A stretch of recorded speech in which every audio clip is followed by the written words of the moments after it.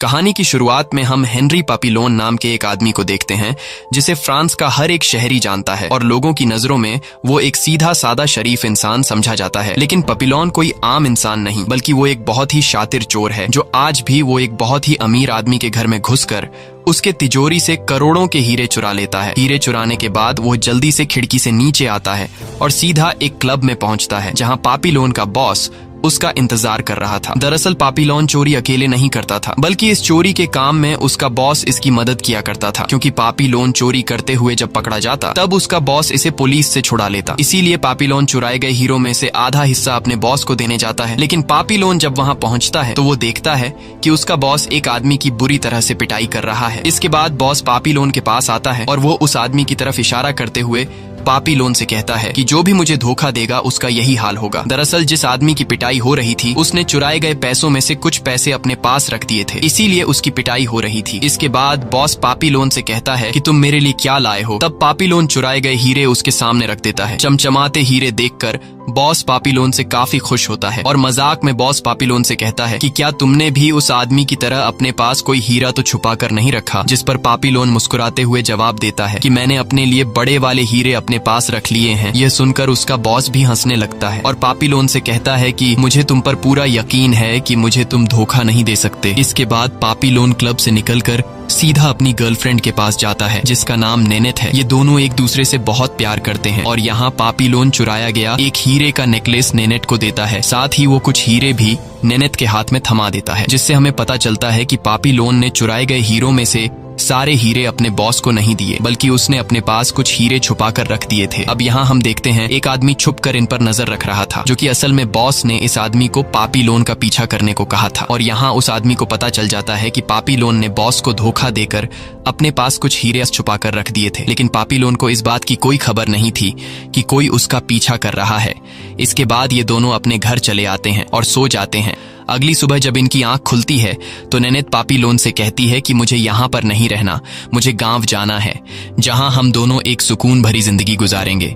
जिस पर पापिलोन नेनेट से कहता है कि गांव में कुछ भी नहीं है। मैंने कल रात जितने पैसे कमाए हैं गांव के लोग एक साल में भी उतना पैसा नहीं कमा सकते। ये सुनकर नेनेट नाराज हो जाती है और कहती है कि तुम्हारे लिए पैसे ही सब कुछ है। तब पापिलोन उसे राजी करते हुए कहता है कि मुझे सिर्फ 6 महीने का टाइम दो। 6 महीनों में मैं इतना पैसा कमा लूंगा कि मुझे दोबारा चोरी करने की जरूरत ही नहीं पड़ेगी और हम दोनों गांव में एक सुकून भरी जिंदगी गुजार पाएंगे। लेकिन ये सब कहते हुए पापिलोन को कुछ पता नहीं था कि कुछ देर बाद उसके साथ कुछ ऐसा होने वाला है जिससे उसकी जिंदगी पूरी तरह से बर्बाद हो जाएगी। अब ये दोनों एक दूसरे से बातें कर ही रहे होते हैं कि तभी दरवाजे पर मकान मालिक नॉक करता है। पापिलोन को लगा कि शायद मकान मालिक घर का किराया लेने आया है, इसलिए वो दरवाजा खोलने जाता है। पर जैसे ही वो दरवाजा खोलता है तभी कुछ पुलिस वाले अंदर आते हैं और वो पापिलोन को किसी के खून के इल्जाम में अरेस्ट कर लेते हैं। दरअसल इन पुलिस वालों को पापिलोन के बॉस ने यहाँ भेजा था, क्योंकि उसे पता चल गया था कि पापिलोन ने उसे धोखा दिया है। यहाँ पापिलोन पुलिस से कहता है कि मैंने किसी का खून नहीं किया, लेकिन पुलिस वाले उसकी कोई बात नहीं सुनते और सीधा उसे पुलिस स्टेशन ले जाते हैं। अगले दिन नेनेट पापिलोन से मिलने पुलिस स्टेशन जाती है और वहाँ नेनेट पापिलोन को बताती है कि तुम्हें एक आदमी के खून के इल्जाम में उम्र भर कैद हुई है। और यहाँ पापिलोन को पता चलता है कि उस रात उसका बॉस जिस आदमी की पिटाई कर रहा था उसे उन लोगों ने पीट पीट कर मार डाला और उसका इल्जाम पापिलोन पर लगा दिया। नेनेट उससे कहती है कि परेशान मत हो, मैं कोर्ट में अपील करूंगी और तुम्हें जल्द ही छुड़ा लूंगी। लेकिन पापिलोन कहता है इसका कोई फायदा नहीं, क्योंकि मुझे फंसाया गया है। तुम चाहे जितनी बार भी मेरे लिए कोर्ट में केस लड़ो, पुलिस मुझे नहीं छोड़ेगी, क्योंकि मुझे जेल में रखने के लिए मेरे बॉस ने पुलिस को पैसे दे दिए हैं। इसलिए मुझे यहाँ से कोई भी कानून छुड़वा नहीं सकता और अब मुझे खुद ही जेल से भागना पड़ेगा। वो नेनेट से कहता है कि जेल से भागने के बाद मैं सबसे पहले उस आदमी को मारूंगा जिसने यहाँ मुझे फंसाया है। उसके बगल में ही जूलियट नाम का एक दूसरा कैदी उसे कहता है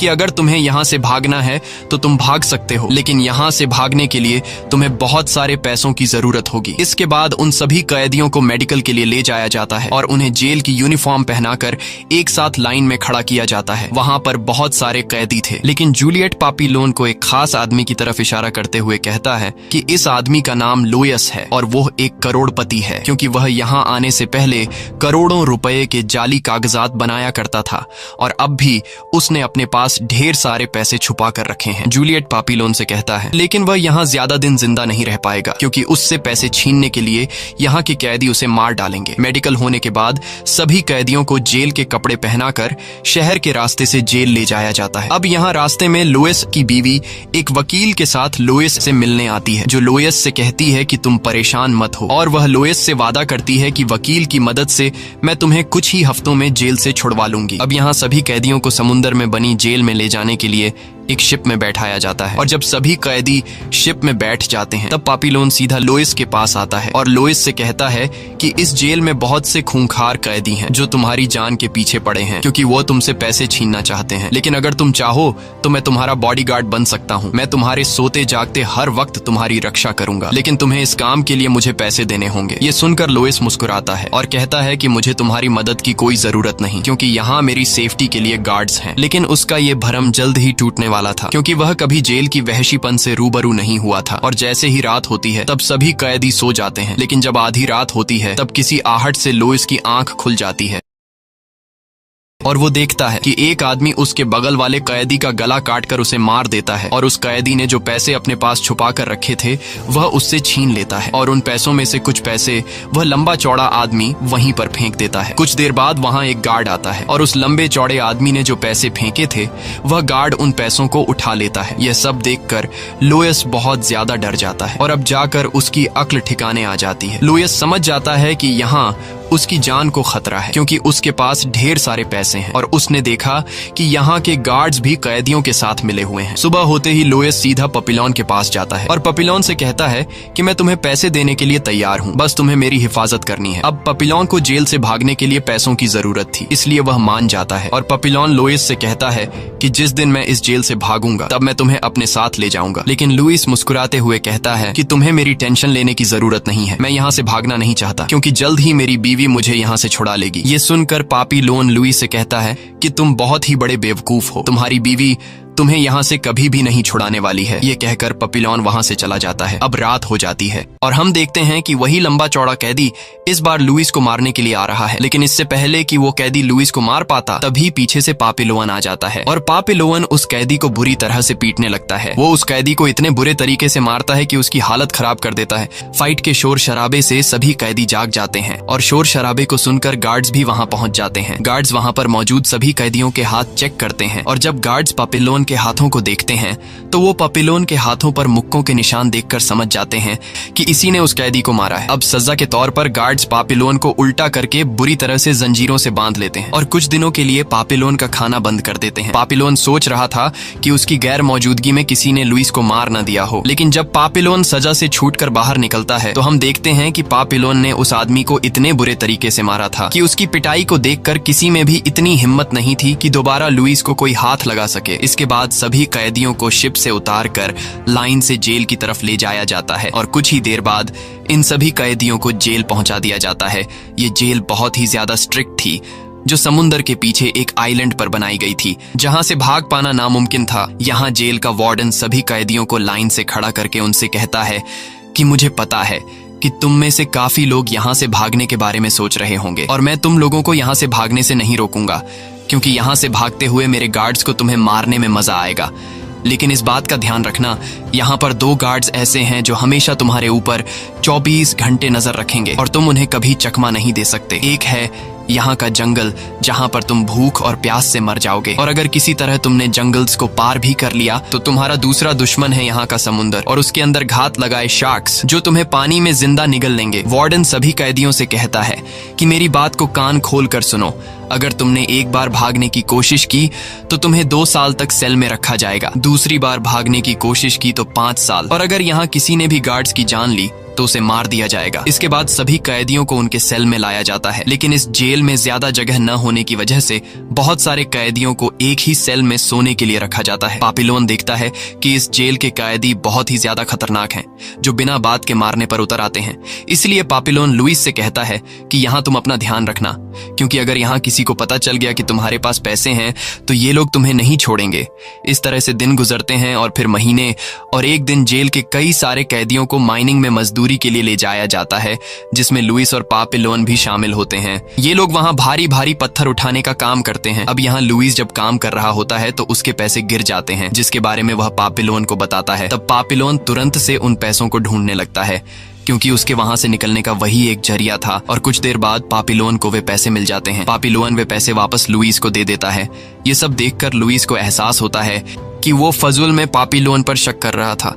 तब लुइस पापिलोन से कहता है कि मुझे उम्मीद नहीं थी कि तुम मुझे पैसे वापस दोगे। अब यहाँ लंच टाइम में लुइस अपनी वाइफ की पेंटिंग बना रहा होता है। पापिलोन जब इस पेंटिंग को देखता है तो वह लुइस से कहता है कि तुम सच में बहुत ही बड़े बेवकूफ हो, क्योंकि तुम्हें लगता है कि तुम्हारी वाइफ तुम्हें यहाँ से निकाल लेगी। वह अभी तुम्हारे पैसों पर अय्याशी कर रही होगी, और अगर तुम बाहर गए तो उसका तुम्हारे पैसों पर कोई कंट्रोल नहीं होगा, इसलिए वह तुम्हें कभी भी यहाँ से बाहर नहीं निकालेगी। लेकिन लुइस कहता है नहीं, मेरी वाइफ ऐसी नहीं है। अब यहाँ ये लोग देखते हैं कि उनके बगल में एक कैदी मर चुका है और गार्ड ने उसका खाना उसके पेट के ऊपर रख दिया है। ये सब देखकर लुइस गार्ड को बुलाने जाता है, लेकिन तभी वहाँ सेलर नाम का एक कैदी लुइस को चुपचाप रहने के लिए कहता है, जिसके बाद सेलर नाम का वो कैदी उस मरे हुए कैदी का खाना उठाता है और आधा हिस्सा पापिलोन को दे देता है। ये सब देखकर लुइस वहां से जाने लगता है, लेकिन तब पापिलोन लुइस को रोककर खाने के आधे हिस्से में से कुछ हिस्सा लुइस को दे देता है।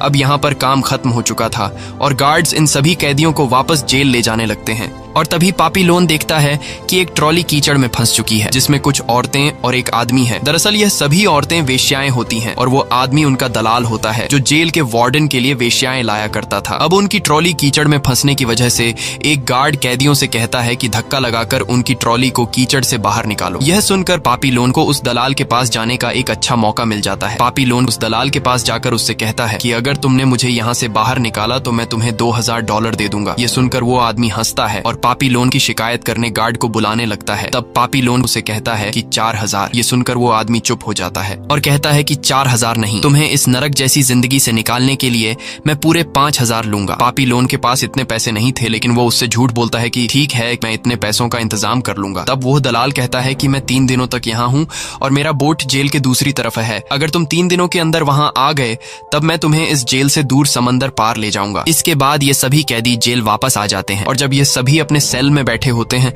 तभी जेल के सायरन बजने लगते हैं और उन्हें पता चलता है कि जेल से एक कैदी भाग गया है। ये सब सुनकर पपियोन भी समझ जाता है कि इस जेल से भागना कोई बड़ी बात नहीं है, अगर वो भाग सकता है तो मैं भी भाग सकता हूँ। अगले दिन सभी कैदी नहा रहे होते हैं, तभी कुछ कैदियों को पता चल गया होता है कि लुइस के पास ढेर सारे पैसे हैं, इसलिए वो कैदी लुइस को मारने के लिए आगे बढ़ते हैं। लेकिन तभी पापिलोन उन्हें देख लेता है और लुइस पर हमला करने से पहले पापिलोन उनसे लड़ पड़ता है और काफी देर तक उनके बीच फाइट होती है। फाइट के दौरान लुइस एक टैंक के पीछे जाकर छुप जाता है। कुछ देर बाद पापिलोन इन सभी को हरा देता है, लेकिन फाइट के दौरान पापिलोन को भी चोट आई थी। अगली सुबह वार्डन सभी कैदियों को लाइन से जमीन पर बिठा देता है और कहता है कि मैंने तुम सभी को कुछ रूल्स बताए थे, लेकिन तुम में से एक कैदी ने रूल तोड़ा है। दरअसल एक दिन पहले जब पूरे जेल में किसी कैदी के भागने की खबर फैल गई थी, उस कैदी को गार्ड्स ने पकड़ लिया, लेकिन भागने से पहले उसने एक गार्ड को मार दिया था। उस कैदी को जब सबके सामने लाया जाता है तो पापिलोन देखता है कि जिस आदमी की वो बात कर रहे थे वो कोई और नहीं बल्कि जूलियट था। अब रूल्स के मुताबिक वार्डन सभी के सामने जूलियट का सिर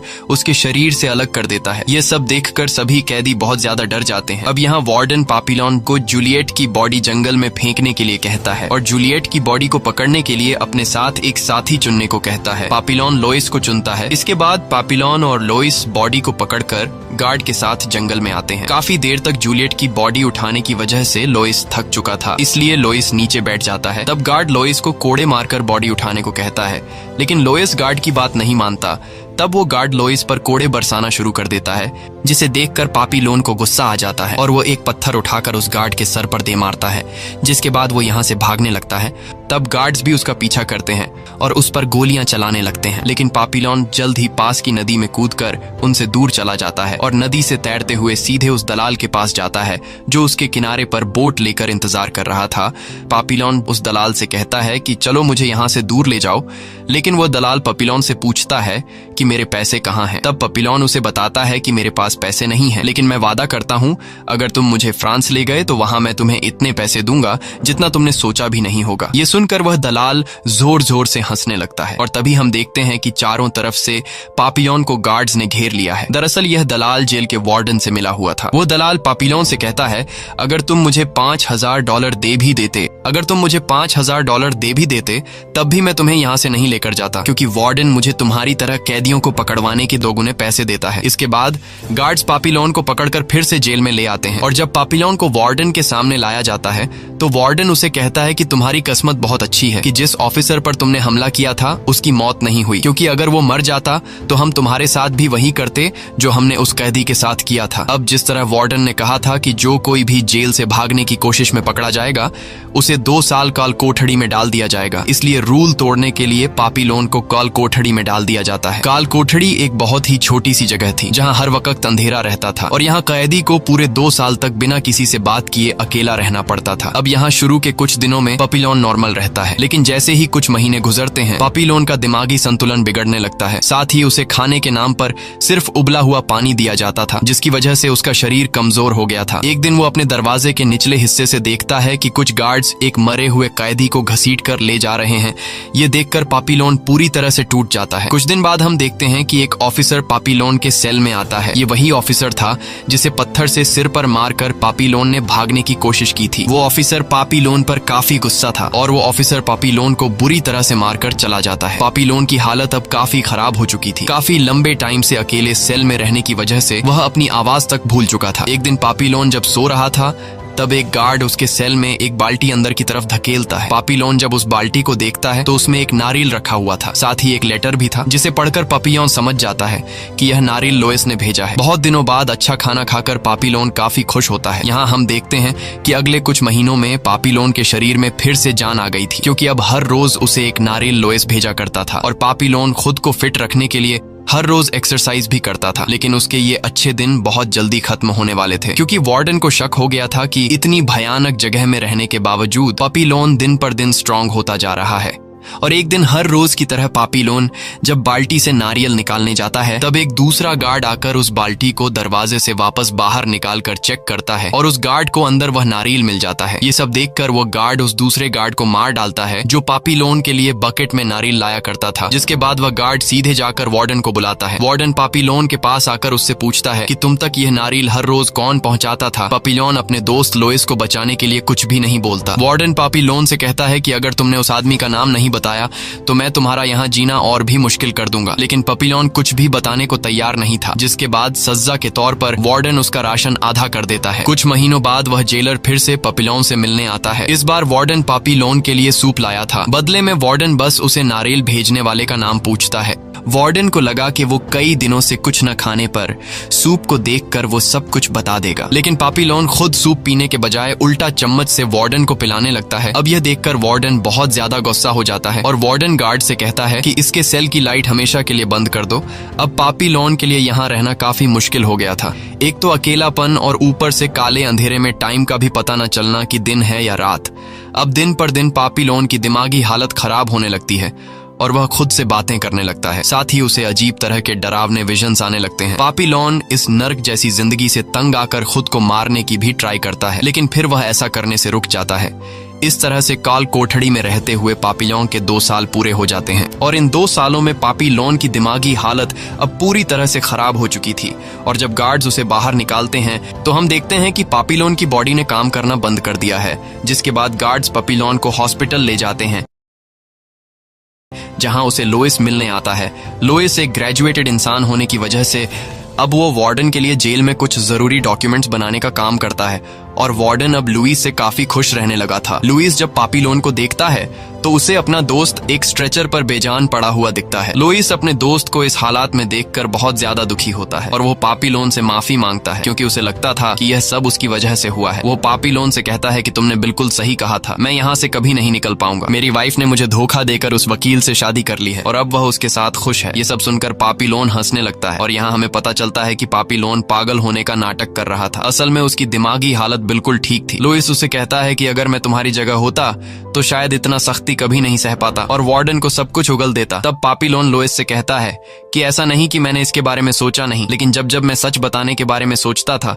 तब मुझे याद आता था कि तुम जैसा आदमी इन लोगों के टॉर्चर को झेल नहीं पाएगा। लुइस उसे कहता है कि हम अब भी यहाँ से निकल सकते हैं, लेकिन बस एक परफेक्ट प्लान की जरूरत है और मुझे पता है कि जब तुम्हारे जैसा दोस्त मेरे साथ है तो यहाँ से निकलने से हमें कोई भी नहीं रोक सकता। लुइस पापीलोन को सेलर नाम के उस आदमी के बारे में बताता है जिसने कभी पापीलोन के साथ खाना आधा किया था। लुइस कहता है कि सेलर ने बाहर के एक आदमी से बोट का इंतजाम कर लिया है और संडे को वार्डन कुछ ऑफिसर्स के साथ जेल में मूवी देखने वाला है। जब वार्डन और गार्ड्स मूवी देखने में मसरूफ होंगे, तब मौके का फायदा उठाते हुए हम जेल से भाग जाएंगे। उनकी बातें चल ही रही होती हैं कि तभी अचानक पापीलोन लुइस को पकड़कर जोर जोर से चिल्लाने लगता है ताकि डॉक्टर्स को लगे कि उसे फिर से दौरे पड़े हैं और वो उसे बेहोशी की गोलियां खिलाए। और होता भी ऐसा ही है। जब डॉक्टर्स पापीलोन को बेहोशी की गोली खिलाते हैं, तब पापीलोन उसे निगलता नहीं बल्कि अपने मुंह में रख लेता है और डॉक्टर के जाने के बाद पापीलोन अपने मुंह से बेहोशी की गोली निकालकर जमा करने लगता है। रात को पापीलोन सैम नाम के एक लड़के के पास जाता है और पापीलोन उसे भी अपनी टीम में शामिल कर लेता है। दरअसल इस जेल के जिस गार्ड के पास सभी लॉकर्स की चाबियां थीं, वह गार्ड सैम को पसंद किया करता था। इसलिए पापीलोन सैम से कहता है कि संडे को हम यहाँ से भागने वाले हैं और उस दिन तुम्हें जैसे तैसे करके उस गार्ड का ध्यान भटकाना है और उसकी चाबियां चुराकर हमें देनी है। सैम मान जाता है। अगले दिन सेलर भी उनके प्लान में शामिल हो जाता है, जिसने पहले से बाहर बोट का इंतजाम कर रखा था, लेकिन अब उसे सिर्फ उस बोट के मालिक को पैसे देने थे। लेकिन सेलर के पास पैसे नहीं थे और वह पैसे लुइस उसे दे देता है। अब यहाँ पापीलोन लुइस को एक मैच बॉक्स में बेहोशी की गोलियां देता है जो उसने एक एक करके जमा की थी। पापीलोन लुइस से कहता है कि संडे को जब वार्डन और उसके साथ ही मूवी देखने में मशगूल होंगे, तब तुम उनकी ड्रिंक्स में बेहोशी की ये गोलियां मिक्स कर देना, जिससे वे सभी बेहोश हो जाएंगे और हमें भागने का मौका मिल जाएगा। अब लुइस जैसे ही वहां से जाने वाला होता है, तभी एक कैदी लुइस पर हमला करके लुइस से वे बेहोशी की गोलियां छीन लेता है। ये सब पास खड़ा पापीलोन भी देख रहा था, लेकिन इस बार पापीलोन लुइस की मदद नहीं करता। वह देखना चाहता था कि बिना मेरी प्रोटेक्शन के वह इतने सालों से जिंदा कैसे है। अब यहाँ हम देखते हैं कि लुइस बड़ी आसानी से उस कैदी से गोलियां वापस छीन लेता है। यह सब देखकर पापीलोन काफी खुश होता है। अब लुइस पहले जैसा नहीं रहा। यहाँ के माहौल ने उसके डर को खत्म कर दिया था। अब वह रात आ जाती है जिस रात ये लोग यहाँ से भागने वाले थे, जिसके बाद ये चारों अपने प्लान को अंजाम देने के काम पर लग जाते हैं। अब जब सभी कैदी और वार्डन मूवी देखने में बिजी होते हैं, तब लुइस जल्दी से उनकी ड्रिंक्स में वे बेहोशी की गोलियां मिक्स कर देता है। दूसरी तरफ सैम उस गार्ड का ध्यान भटकाने के लिए उसे अपने साथ वॉशरूम की तरफ ले जाता है। दूसरी तरफ लुइस वार्डन और वहां मौजूद ऑफिसर को ड्रिंक सर्व कर देता है, जिसे पीने के बाद वो कुछ ही मिनटों में कभी भी बेहोश हो सकते थे। वही सैम जिस गार्ड को बाथरूम की तरफ लेकर गया था, वहां अंदर पहले से पापीलोन मौजूद होता है। अब बाहर मूवी चलने के शोर का फायदा उठाते हुए पापीलोन पीछे से आकर इस गार्ड के सर पर लोहे से वार करके उसे बेहोश कर देता है।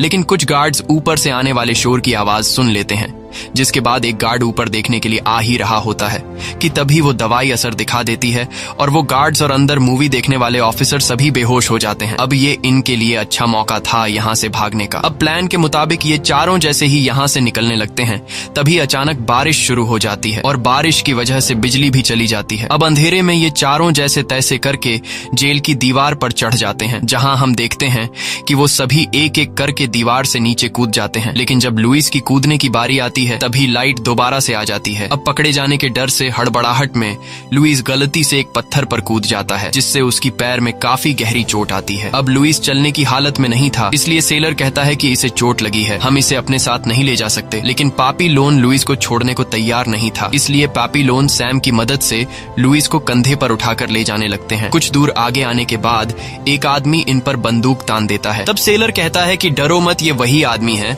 जो हमें समुंदर पार करने के लिए बोट देगा। जिसके बाद ये चारों बोट में बैठकर जेल से फरार हो जाते हैं। लेकिन अभी खतरा टला नहीं था, क्योंकि अब इन्हें समुंदर का सामना करना था। अब इनकी जो बोट थी वो काफी छोटी थी, इसलिए बोट 4 लोगों का वजन बर्दाश्त नहीं कर सकती थी, जिस वजह से बोट में धीरे धीरे पानी भरने लगता है। ये सब देखकर सेलर कहता है कि हमें इस बोट से वजन कम करना होगा, और वैसे भी लुइस किसी काम का नहीं और ऊपर से उसका एक पैर भी नाकारा हो गया है, इसलिए हमें लुई को पानी में फेंक देना चाहिए, जिससे बोट का वजन कम हो जाएगा और हम तीनों की जान बच पाएगी। लेकिन पापीलोन ऐसा करने से मना कर देता है। ये सुनकर सेलर गुस्सा हो जाता है और लुई पर हमला कर देता है। तब पापीलोन सेलर को रोकने के लिए सेलर से लड़ने लगता है, लेकिन सेलर पापीलोन पर भारी पड़ रहा था और जैसे ही सेलर पापीलोन का गला दबाकर उसे मारने ही वाला था, तभी पीछे से लुई सेलर पर चाकू से कई बार वार करके सेलर को मार डालता है, जिसके बाद ये तीनों सेलर की बॉडी को समुंदर के पानी में फेंक देते हैं। लुइस ने पहली बार किसी का खून किया था, जिससे वो सदमे में चला जाता है, लेकिन पापीलोन उसे समझाता है कि अगर तुम ऐसा नहीं करते तो वो तुम्हें मार डालता। सेलर को पानी में गिराने के बाद बोट का वजन भी नॉर्मल हो चुका था और अब ये लोग इस हादसे से अच्छी तरह संभल नहीं पाए थे कि तभी ये लोग देखते हैं कि सामने से एक बहुत ही बड़ा तूफान आ रहा है और अब इनको कुछ समझ नहीं आ रहा था कि तूफान से बचने के लिए क्या किया जाए। इसलिए ये लोग ऊपर वाले पर सब कुछ छोड़कर बोट से चिपक कर बैठ जाते हैं। कुछ देर बाद ये लोग तेज तूफान की चपेट में आ जाते हैं, जिसमें पापीलोन बेहोश हो जाता है। और पापीलोन को जब होश आता है तो वो खुद को एक आइलैंड पर पाता है। दरअसल तूफान से टकराने के बाद ये तीनों यहाँ के आदिवासी लोगों को बेहोशी की हालत में मिले थे और उन्होंने इनकी ट्रीटमेंट की। पापीलोन जब बाहर आता है तो उसे वहाँ पर एक नन मिलती है। पापीलोन उस नन से अपने साथियों के बारे में पूछता है, जिस पर नन उसे बताती है कि वो सभी सुरक्षित हैं और उन्हें फिलहाल आराम की जरूरत है। नन जानती थी कि ये तीनों कहाँ से आए हैं, पर वो नन पापी से कहती है कि ऊपर वाला इन्हें माफ कर देगा। इसके बाद पापी समुद्र के पानी में नहाने जाता है। इतने सालों के बाद वो खुली हवा में सांस ले रहा था और यहाँ उसे काफी अच्छा लगता है। इसके बाद पापी लोन लुइस के पास जाता है और लुइस से कहता है कि हम यहाँ ज्यादा देर नहीं रुक सकते, हमें आगे बढ़ना होगा, क्योंकि यहाँ के आदिवासी लोगों को पता है कि हम जेल से भागे हुए कैदी हैं और हम यहाँ पकड़े जा सकते हैं। लेकिन लुइस और सैम यहाँ से जाने से इनकार कर देते हैं, जिसके बाद पापीलोन अकेला यहाँ से निकल पड़ता है। लेकिन वो जैसे ही थोड़ी दूर जाता है वो देखता है कि कुछ पुलिस वाले उन्हें ढूंढ रहे हैं। ये देखकर पापीलोन भागकर लुइस के पास आता है और उसे तुरंत यहाँ से भागने के लिए कहता है। लेकिन जब ये लोग यहाँ से भागने ही वाले होते हैं तभी पुलिस उन्हें घेर लेती है और उनके सामने सैम को गोली मार देते हैं। यहाँ लुई पापीलोन से कहता है कि जब तुमने पुलिस को देखा तो तुम्हें मुझे बचाने के बजाय भाग जाना चाहिए था।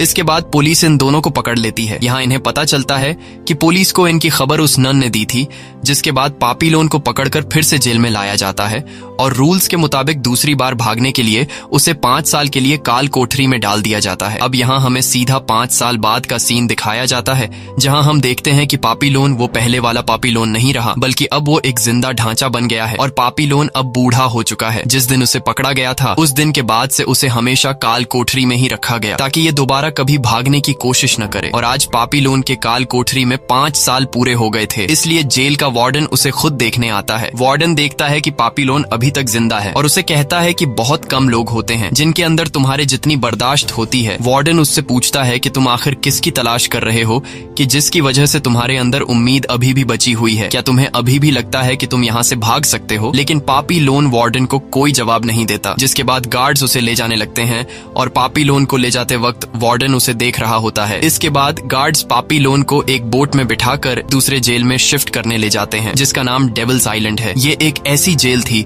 जो समुद्र के बीचों बीच एक ऊंची चट्टान पर बनाई गई थी, जहाँ से आज तक कोई भी कैदी भाग न सका, क्योंकि इस टापू के चारों ओर सिर्फ पानी ही पानी है। यहाँ इस जेल में कैदियों पर नजर रखने के लिए कोई गार्ड भी नहीं था, वो बस उन्हें हर हफ्ते थोड़ा सा राशन देने आते थे। पापीलोन जब वहाँ पर पहुँचता है तो वो देखता है कि यहाँ पर आधे से ज्यादा लोग पागल हो गए थे और तभी पूरे 5 साल बाद पापीलोन अपने जिगरी यार लुइस को देखता है। दरअसल 5 साल पहले वार्डन ने लुइस को सजा काटने के लिए इस जेल में भेज दिया था। लुइस पापीलोन को देखकर काफी खुश होता है। इस तरह से इस जेल में पापीलोन को कई महीने गुजर जाते हैं और एक दिन जब वो समुद्र की तरफ देख रहा होता है तब उसके दिमाग में एक आइडिया आता है, जिसके बाद वो सीधा जाकर लुइस को नींद से जगाता है और उससे कहता है कि मैंने यहाँ से भागने का रास्ता ढूंढ लिया है। जिसके बाद ये दोनों समुद्र के किनारे पर आ जाते हैं, जहाँ पापीलोन एक नारियल उठाकर नीचे पानी में फेंक देता है और वो नारियल पानी के ऊपर तैरने लगता है। ये देखकर पापीलोन लुइस से कहता है कि इस आइलैंड पर ढेर सारे नारियल हैं, अगर हम इन नारियलों को इकट्ठा करके एक राफ्ट बनाएं और उसे पानी में फेंक दें तो समुद्र की लहरें हमें अपने साथ बाहरी किनारे पर ले जाएंगी। लुइस को ये आइडिया अच्छा लगता है, जिसके बाद ये लोग नारियल को बोरियों में भरना शुरू कर देते हैं और फिर ये लोग नारियल की बोरियों को लेकर चट्टान के किनारे पर आते हैं, जहाँ पापीलोन दोनों बोरियों को बांधकर एक राफ्ट बना लेता है। अब बस इनकी कूदने की देरी थी। लेकिन यहाँ लुइस जब अपनी हालत देखता है तो वो पापीलोन से कहता है कि मैं यहाँ से नहीं जाना चाहता। पापीलोन उसे वजह पूछता है, तब लुइस उसे बताता है कि तुम्हारा यहाँ से जाना जितना जरूरी है शायद उतना जरूरी मेरा यहाँ रुकना है, क्योंकि अब बाहर की दुनिया में मेरा कुछ भी नहीं बचा। मैं इस जिंदगी का आदी हो गया हूँ और मुझे पता है कि अब वहाँ मैं सरवाइव नहीं कर पाऊंगा। पापीलोन समझ जाता है कि लुइस यहाँ रहकर ही खुश रहेगा, जिसके बाद वो जोर से लुइस को गले लगाकर रोने लगता है और आखिरी बार लुइस को अलविदा कहता है। अब पापीलोन अकेला ही यहाँ से निकलने की तैयारी करने लगता है। तब लुइस चुपचाप शांति से पापी को देख रहा होता है। लुइस यहाँ पर कई सालों से था और उसे पता था कि इतनी ऊंचाई से कूदने वाला आदमी कभी जिंदा नहीं बचा, लेकिन वो पापी को रोकने की कोशिश नहीं करता, क्योंकि वो जानता था कि जो आदमी इस हालत में भी यहाँ से भागने के बारे में सोच सकता है उसके लिए उसकी आजादी की कीमत उसकी जान से ज्यादा है। लुइस को ये बात 100% कंफर्म थी कि यहाँ से कूदने के बाद पापी लोन मारा जाएगा। अब यहाँ पापी पहले राफ्ट नीचे फेंकता है, जिसके बाद वो खुद पानी में छलांग लगा देता है। पापी के पानी में जाने के बाद लुइस उसे देखने की कोशिश करता है, लेकिन उसे पापी दिखाई नहीं देता, जिससे लुइस समझ जाता है कि पापी मर गया है। लेकिन तभी लुइस को पापी लोन की आवाज सुनाई देने लगती है। लुइस देखता है कि पापी लोन जिंदा है।